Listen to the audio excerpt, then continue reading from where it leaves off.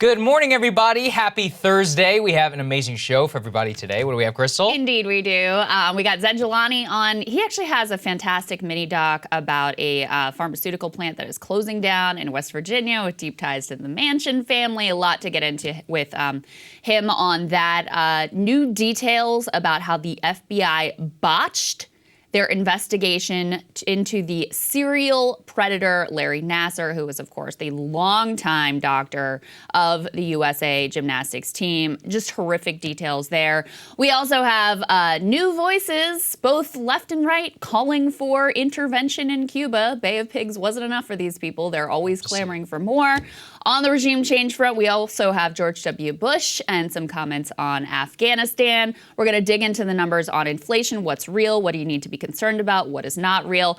But we wanted to start with this gigantic reconciliation package, the details of which we are now just starting to get. And Saagar, I think the way to think about this is really as like the opening bid, because this is what's being put out by Biden and Schumer and Bernie Sanders and Mark Warner. They're the ones who are prominently involved in sort of negotiating this initial package deal. We don't know what the right-wing Democrats, Joe Manchin in particular, but also John Tester, Kyrsten Sinema, et cetera, we don't know exactly what kind of a sort of like hammer they're going to take to it. So this is the opening bid, and we're just starting to get the details here of what they're looking at. So here's some of what is included, and we can throw this Axios report up on the screen. So first of all, the top line number, $3.5 trillion. You add to that the roughly $1 trillion infrastructure deal that's being negotiated. So you're talking about $4.5 trillion here, which is no small amount. Nope. It's not the $6 trillion that Bernie and the progressives were pushing for, but definitely a sizable chunk of change here that we're talking about. And there is, in fact, a lot that is included right now in these negotiations and what has been put forward.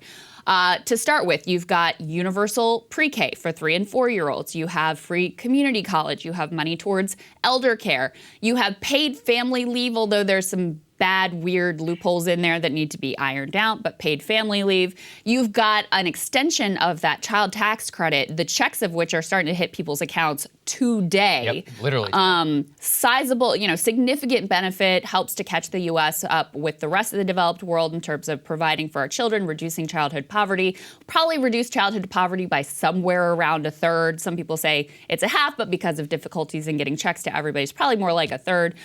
You have money for a civilian climate corps. That was a big push from the Sunrise and sort of the progressive climate change movement. In terms of healthcare, you don't have, it looks like they're not going to do the lowering the Medicare eligibility age, but they are going to expand the benefits so that dentures, hearing aid, vision, all really important quality of life issues. Those will now be included in the benefits. That's key. Those Obamacare subsidies that we had from some of the stimulus with regards to the pandemic, those are going to be expanded so that more people, especially in red states where they didn't want to move forward with the Medicaid expansion, so that you have more people on Obamacare. Represents kind of a locking in of Obamacare versus a move towards universal health care. But still a significant expansion of benefits there. On the climate change front, you have a significant renewable energy standard. You have incentives to buy electric cars. You have potential taxes on imports from high pollution countries as one of the pay-fors. And then you have a few things in here that, remember, Biden's line and his commitment has been to follow whatever the parliamentarian says. Yes. So some of the pieces that they put in here, it seems unlikely will pass muster from the parliamentarian. I would put those three. The clean energy standard, which is a big deal for the climate change movement. That's one that has a big question mark over whether a parliamentarian would go for that.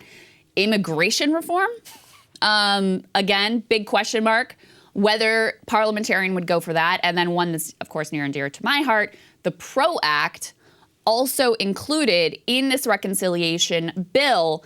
And probably there are a few pieces of that would pass muster with the parliamentarian, but there are also a lot of pieces that, again, there's a big question mark. I sort of feel like with some of these things, they're doing what they did with the $15 minimum wage, which is they can pretend that they want to do it. They can allow the parliamentarian to strike it down and be like, well, we tried, we wanted to get it done. But I don't want to take away from the larger picture here, which is this package as it stands is truly significant. It's a big deal. Is it everything that I would want to see? No, it's not everything I would want to see. Is it a significant shift? Would it put a lot of money in the hands of working class people? Yes, it would. Would it help in terms of climate change and moving us in the right direction there? Yes, it would. Would it really change the game in terms of education-wise to have universal pre-K and free community college? Yeah, those are big deals as well. So the pay fors, I think, are going to be the place where you actually have some of the most friction. Remember, we covered that Exxon lobbyist who revealed their whole strategy was like, we're going to go after the pay fors to try to narrow down the bill. I think you're going to see the same thing here. I think that's what you're going to see Manchin and Tester and the other sort of carriers for corporate America pushing back on. So, will it ultimately be what it's being presented right now? Probably not, but this is a pretty significant starting place. No, absolutely. Let's take a listen to what Bernie had to say yesterday when they were announcing it. Let's hear it.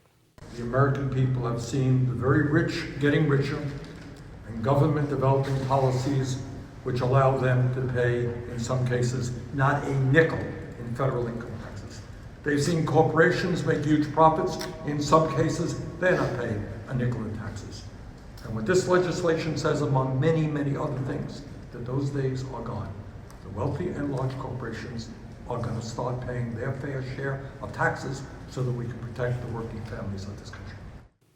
So this is where I have to, unfortunately, be the Debbie Downer for everybody. You can see this also. Joe Manchin is already speaking up, to your point. Let's put this up there, which is that while he's okay with some of the stuff that's in there, he says, but boy, does he have thoughts on climate, saying you can't be moving towards eliminating fossil fuels. It's unclear exactly what that means. And by and large, look, it's like you said. Remember this, the American Rescue Plan, that had a $15 minimum wage in it, and then it wasn't ultimately in the plan. The PRO Act, as I understand it, the parts of the PRO Act which makes it enforceable, like fining people, that's not allowed to be within there because of the reconciliation package. So actually, that's the one piece that I think could get through is the ability to levy heavier fines on these companies that violate labor standards and violate workers' rights to unionize. Things like rolling back right to work, across, like basically eliminating right to work across the country. That probably can't make it in, and some of the other.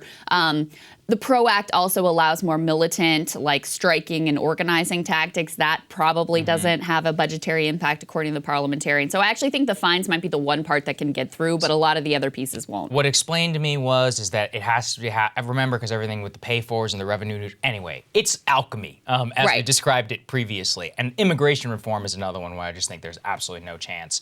And when you look at all this, I was speaking yesterday with a friend who knows the Senate and knows reconciliation really well. It is possible there are elements of immigration that you could get in there, but nothing like a pathway to citizenship. And even DACA would be very, very dicey for them to try and do within this. I see this more as, it's not even just opening bid. I think it is the checklist, which is that, like, okay, we did this, we tried this, we tried this, we tried this, to go to, constituent groups, activists, whatever. But ultimately what does end up passing, I don't think it looks like this.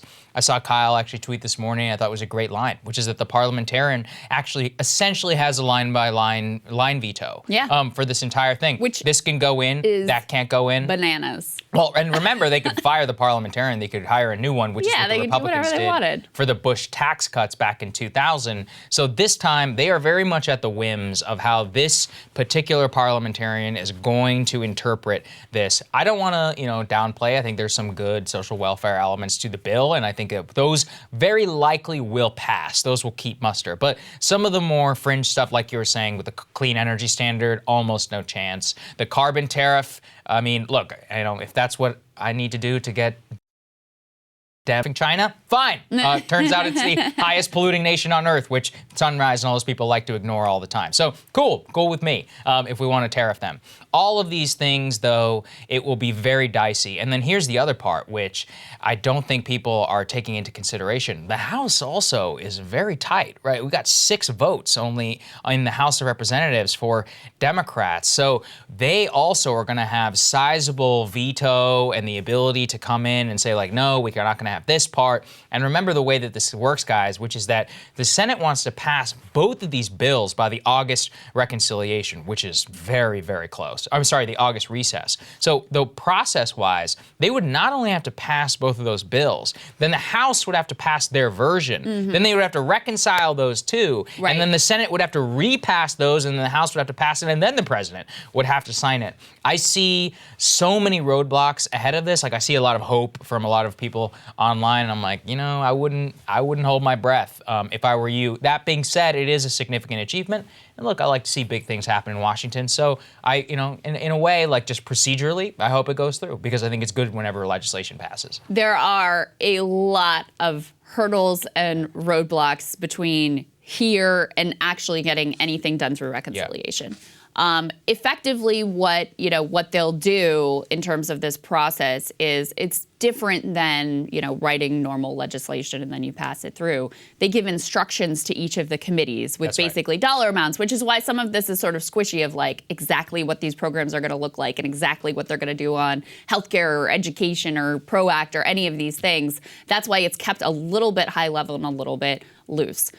The big question marks are, Manchin, Sinema, moderates, or Maggie Hassan, Maggie Hassan, yeah. the more sort of conservative Democrats in the Senate, and then you got to ask yourself too in the House, like, what's the SALT tax crew going to do? What's Gottheimer the Problem Solvers Caucus? What are they going to demand? And they'll go to the mat. Pound of flesh? You know they will. So Manchin has been very clear about it must be paid for, and I do think that in terms of corporate attacks on this and conservative Democrats' attacks on this and attempts to sort of pare this back and make the dollar figure a lot less, which means cutting out a lot of significant programs, I think they're going to do exactly what that Exxon lobbyist suggested and go after the pay-fors. Right. I think that's going to be where the conversation happens and where they really push back. Because Manchin has also drawn lines in the sand about like not wanting to lift the marginal tax rates too high. He's sort of put some parameters in there.